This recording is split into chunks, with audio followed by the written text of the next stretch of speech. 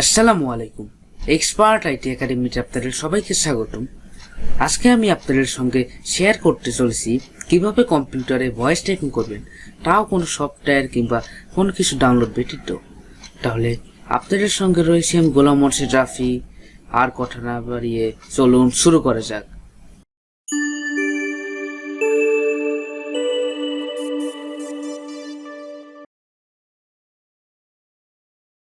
কম্পিউটারে voice typing করার জন্য আপনাদেরকে শুরুতেই আপনাদের কম্পিউটারে থাকা যে কোনো একটি ব্রাউজার ওপেন করতে হবে।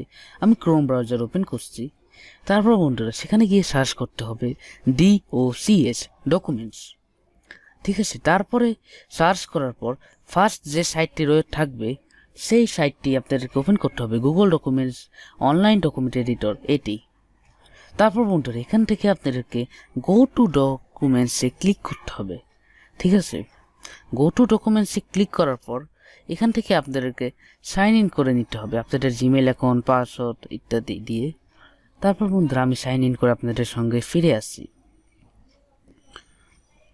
বন্ধুরা গুগল ডকুমেন্টসের হোম সাইট ওপেন হবে সাইন ইন করার পর।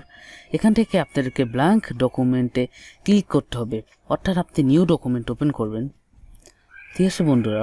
এখান থেকে ব্ল্যাঙ্ক ডকুমেন্টে ক্লিক করার পর একটু লোড নিবে। তারপর বন্ধুরা এখান থেকে টুলস সিলেক্ট করতে হবে, দেন ভয়েস টাইপিংয়ে ক্লিক করতে হবে।